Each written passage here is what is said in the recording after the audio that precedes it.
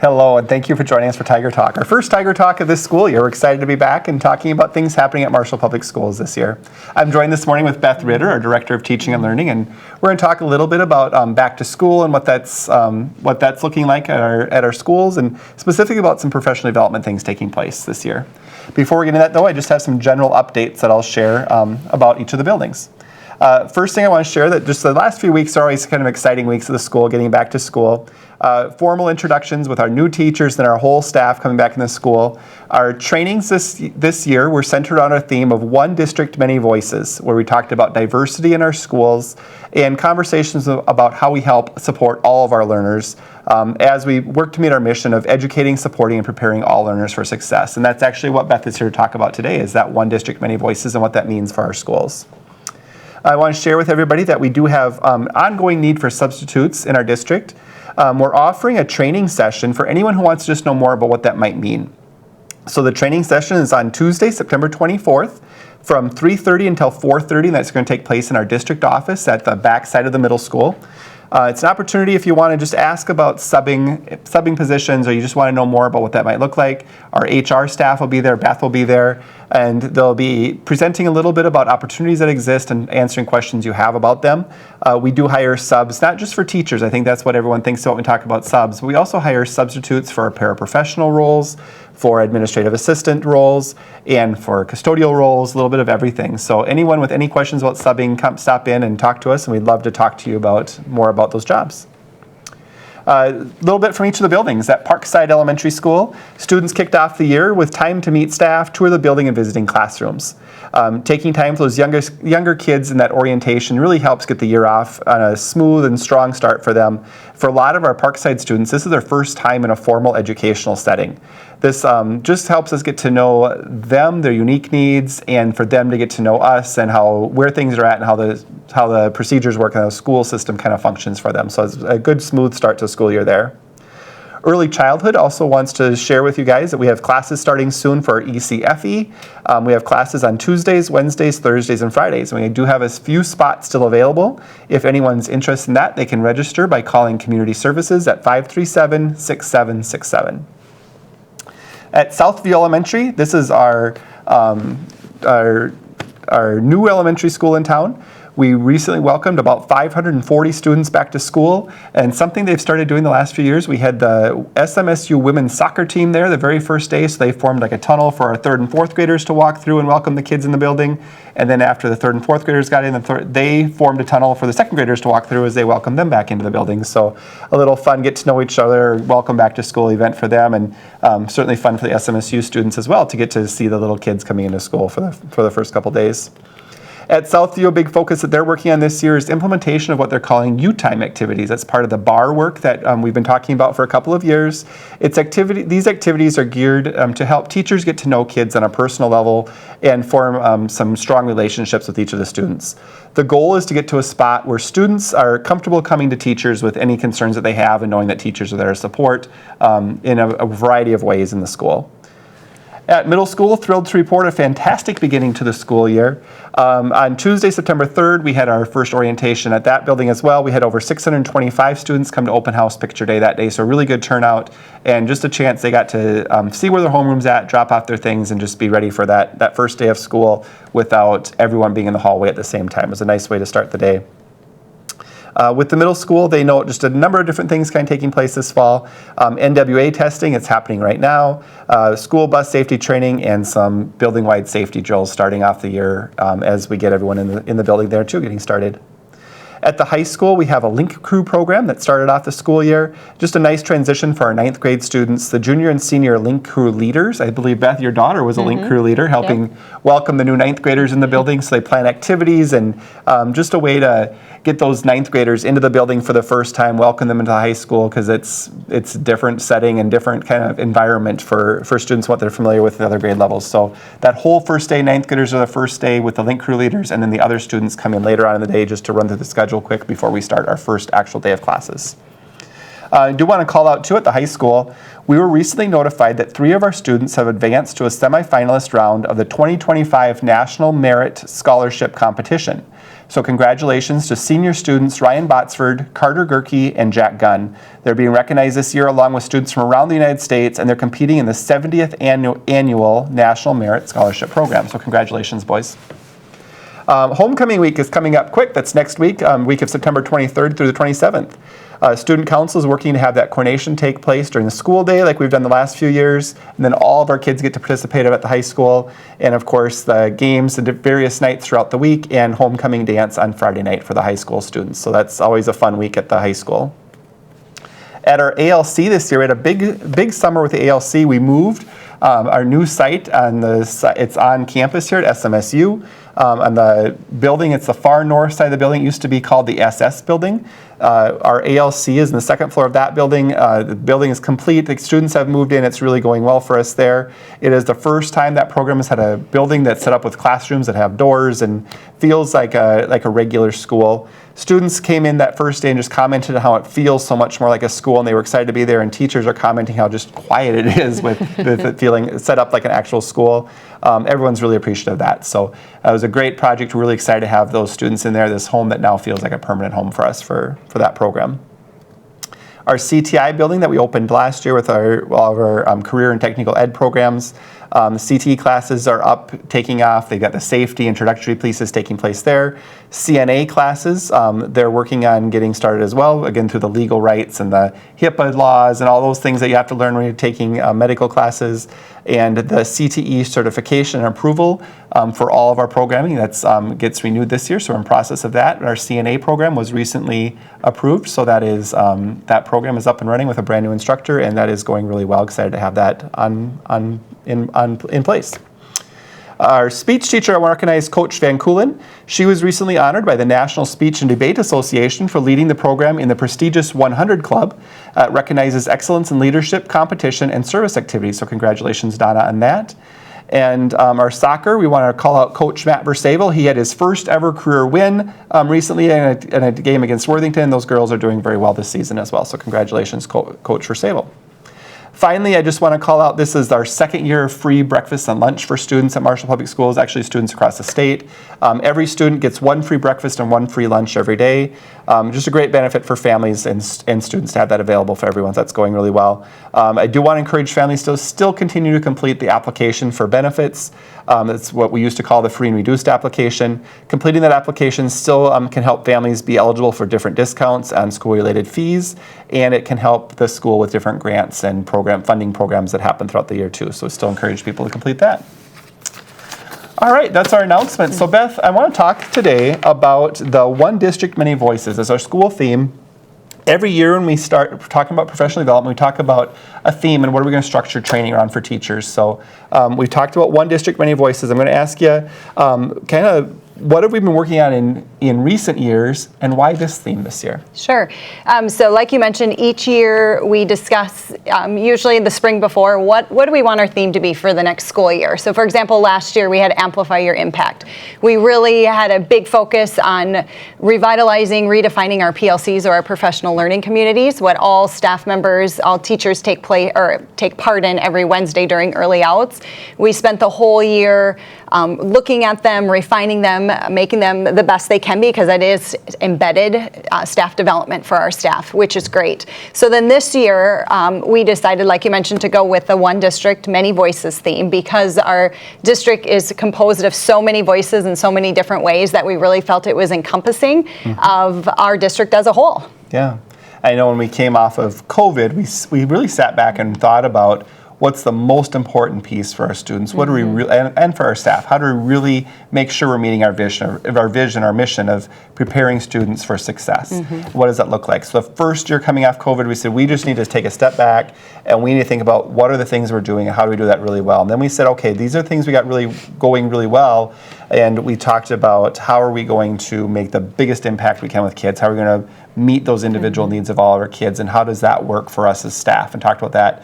Now this year it's looking at that individual needs of all of the learners, primarily our students, but our staff as well. I know we'll talk about READ Act training being a big piece this year, and that's part of how we're meeting needs of all learners, is understanding how they learn to read. That's all those pieces come together, so it sounds like a great theme to meet that. Excuse me, I know that the One District, Many Voices, we talk about diversity in that. That's a big piece of that theme. So diversity, when we talk about diversity, there's a lot of different ways to look at that. So talk a little bit about how we're measuring diversity or how we're thinking about diversity within this theme. Sure. So diversity, when people hear that, oftentimes they'll think, oh, it's what language do they speak in school? What language do they speak at home? That is one way we measure diversity, is by that. What is their native language? And look, so using that, because it's a great asset for our students to have, to be able to speak more than one language. So that is one way we look at or measure diversity. Another way is their socioeconomic status. We look at that. We also look at, do they qualify for additional services such as special education? So there are many different ways we look at diversity, and depending on the needs of our students, that is what our staff provides them with, depending on what their needs are. Yeah, and part of that, of course, is breaking down to identify what the needs are. You get the question, well, aren't you creating divide or division by looking at diversity, talking about diversity? And that's not the point at all. The point is recognizing diversity exists in a lot of different ways. How do we recognize that? How do we address that in a way where we're meeting the needs of all of our learners? But first we have to identify what are the needs of all the learners. So correct. That makes sense. So thinking about professional development around that, how do we structure professional development that is targeted at meeting those individual needs of students? Yeah, so the week before kids come back, we call it our back to school week for all staff, or workshop. We have one day dedicated to a district-wide professional development day. This year we welcomed the Pillsbury House Theater Group out of Minneapolis. They presented our entire staff with their Breaking Ice presentation. It was a very powerful presentation, where it just got all of our staff thinking about all of the needs of our students and how we can meet those needs. Then in the afternoon, our staff attended different breakout sessions. We had a panel of high school students, multilingual learners.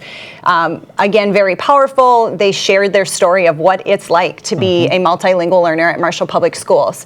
So very great, they had great message, or shared great messages with our staff, and how can we support students that speak a different language other than English, or multiple languages. They also heard from a panel of community resources. What can they do to help us in the school? So it was great to hear from them. We had two presenters present about Native American awareness and how to meet the needs of those students as well. I can't remember the other one. And then our last one was our school lawyer was actually here. There you go. And she did a game show with the staff about just recognizing some of the things going on across the country and across the state right now, and making good choices with meeting the needs of different people, and just being aware of situations that happen. So good training for everybody with that. Yeah. And then we have another one coming up. We'll have another professional development day in February, where our plan is to have our staff go through a poverty simulation. So put them in the simulation. What is it like? So that is something we're looking forward to and upcoming later this school year as well. So you talked a little bit about the student panel. I know that was one of all the sessions were well received the other day. But that student session, that's just really powerful to hear the students talking about their experiences coming into Marshall and helping teachers realize from the student perspective what that's like. So let's talk a little bit about the students that we have coming in. So students coming in are multilingual learners, or EL learners. You also oversee the EL programming. I know one of the facts that often kind of surprises people of how many languages people in Marshall Public Schools speak. So talk a little bit about that. Yeah, so we have many languages that are spoken in our schools. Just as of today, we ran a report earlier this morning. We're at 31 different languages. So some of them, of course, are hundreds of kids. We might have one or two students that speak another language, but 31 languages total throughout our entire district. Yeah. So primary languages, obviously English is what most everyone speaks. The Spanish-speaking population, Somali, and Korean are our biggest ones. So we have some parent-student connectors for those three languages. Talk a little bit about that program and how that works. Yeah, so our parent-student connectors are a wonderful resource that our teachers are able to use. We have 2 Karen parent-student connectors, 2 Spanish parent-student connectors, and 1 Somali that are full-time staff members for us. And they really help to build the connection, build the bridge between families or home life and the school district. So they serve as our interpreters. They are able to reach out to families, of course, speak their native language. So it just really helps to bridge that gap that families might be feeling. Think about all those interactions that happen between the school and families, and it's so important to best meet the needs of the child is that we can communicate with mom and dad about what's going on at home and how can we tell you what happened at school today, or how can we help you, understand what we're teaching in math class, or whatever it might be. Just having someone who's that connection for families that speaks their language and helps feel welcome. And obviously, we don't have 31 translators in all the different languages, but the main ones are covered there. And then resources for families that speak a language other than those 3. Yeah. So we use different. Or like language lines, that type of thing. So if we have a family that comes in brand new to our country and we don't have someone on staff that speaks that language, then we will use additional outside resources. So we can still meet their needs, but just in a different way. Yeah, good. So let's talk a little bit about those individual student needs, because that's a lot of the focus this year is how we talk about a lot, meeting individual student needs, but what might that look like? How might a staff member meet individual student needs? I know our presentation at the board meeting this last week was we had Darcy Love from Parkside and Amanda Peterson from Southview come, and they talked about instructional strategy. So just share a little bit about what kind of strategies might be in place in classrooms that teachers are using that probably look different than what some of our viewers are familiar with on how we're meeting individual needs. Right. So we use different types of measurements just to see where are our kids at. If we're speaking specifically with reading or early literacy skills, we use something called the DIBELS assessment. So we go through all of our students, we benchmark them to see what areas might they be struggling or low in. From there, the teachers are able to use that data and really pinpoint what do the students need, where do they need just a little extra support to help boost their reading skills. It could be done in a small group. We do have Title I reading teachers. Also, that could be a pullout just to help those kids and really meet their needs, their specific needs, whatever it may be. Right.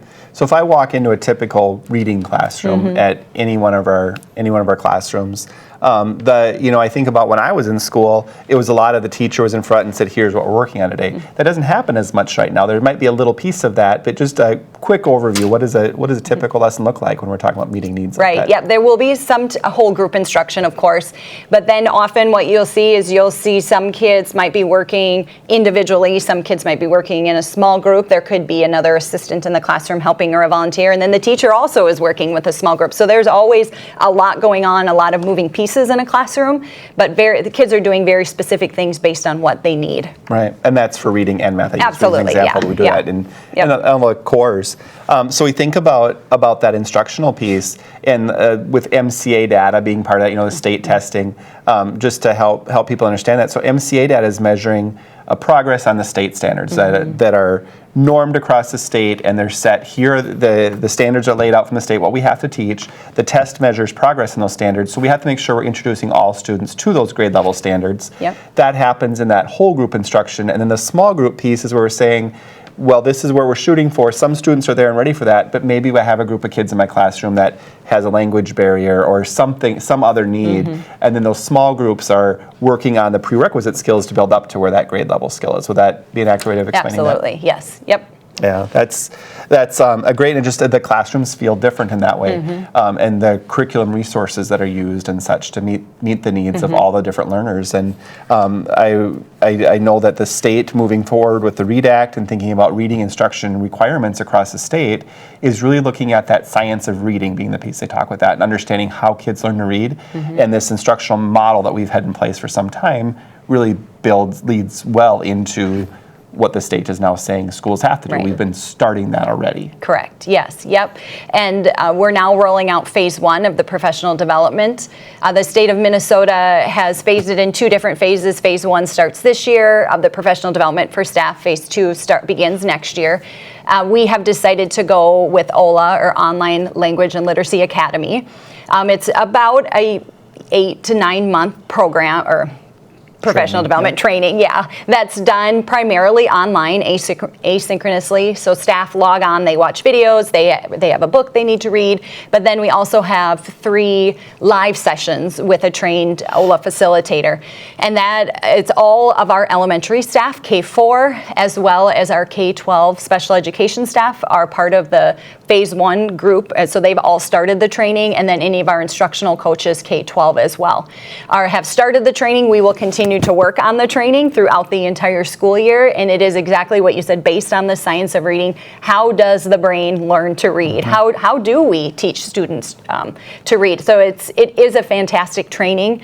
I'm excited to see how much our staff grows throughout the year with just all of the knowledge that they're going to learn and gain from attending this training. Right. How does the mind learn to read, and then how do I use that instructionally in my classroom to provide instruction, intervention, and enrichment for students who already understand it? Yep. That PLC work that we've been doing for years in the district, it looks at 4 guiding questions by the Dufours, the experts in this field, and they talk about what do we want kids to learn. How are we going to know if they learn it? So we set some standards, we measure those standards.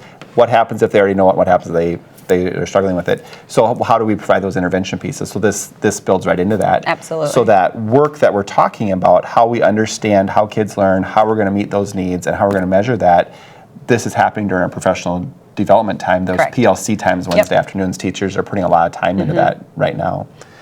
So that's phase 1. Let's just talk about phase 2 because that's the other piece of it we haven't hit. So phase 2 will begin next school year, and that will be any of our staff 5th through 12th, so middle and high school staff that provide direct reading instruction to our students. So when we think about the middle and high school level, it's really our reading or language arts teachers will be in that second cohort. We're still waiting for more guidance from the state on what the training will be. Once we have that, then we'll work on getting it set up, and then they also will be able to go through the training, whatever that may be, through what MDE decides, but go through the training and again learn how can they best meet the needs of their students at the middle and the high school level as well. Right. So it looks different because different level skill set. Yes. We teach the foundational skills elementary, and then what happens beyond that. Yeah. So Yep. we used to talk about read well by 3rd grade, and we look at data showing our students reading at grade level by 3rd grade. Now we're talking about for all students, and it's how do we measure that? How do we determine that? And then what do we do with that data we have? How do we meet those needs? So certainly has some classroom impacts in all of our classrooms, but sounds like it's gonna be really good stuff for our kids. So good. So the other thing you talked about with the sessions was that community panel and thinking about community resources available. That's a big piece of how we do what we do, because we know that the school, there's a lot of things we do and we do really well, but we rely on a lot of community resources too. So talk a little bit about some community resources maybe that are out there for our families and how we connect with those resources. Right. There are many outside resources that we use in the school, and I don't want to try and start naming them because I don't want to leave anybody off, but our staff, all of our staff, our teachers, our counselors, our administrators are all well aware and very versed in if a family or a student is struggling in a particular area, we are able to connect them with those outside resources and again, just meet their needs, and it can be family needs as well. We have resources that can provide in-home help or counseling, that type of thing for families, because we want to be able to help them as much as we can. So our staff, like I mentioned, is very well versed and very knowledgeable about what do each of these different agencies provide and how can they, because they of course want to help our families and the students as well. Yeah, I know we get a lot of questions sometimes from families about whether it be mental health resources for their families or for their children, or if it might be just some financial resources that might be needed, or maybe it's about a kid who needs some extra support. They don't know, they just don't know sometimes. Yep. So our staff are trained in this, and that's where meeting with them, like having that community panel there. We had somebody from Western Mental Health, we had somebody from the social services, we had somebody from the police department, and just talking about all those different pieces that exist within the community that then our staff can help connect people to. Right. And maybe parent student connectors can help with some of those things too as those come up. So that's all part of how we prepare students for success. If we know we have to meet all those different needs of students, and only so many resources a school district has to do that. So. Right. Good. Beth, anything I haven't asked about with the One District, Many Voices and thinking about our theme for this year that you think we should share with the with the viewers? The one thing that I always think of is many people just aren't aware of really how diverse we really are. And we've already talked about how we measure diversity in so many different ways, but we really are, we are one district, but we have many voices that contribute and make us such a unique district. It's exciting work. The diversity makes a district very exciting, I think. And our staff, all of our staff embrace our students, no matter what their background, no matter what diversity they bring to the table. Right.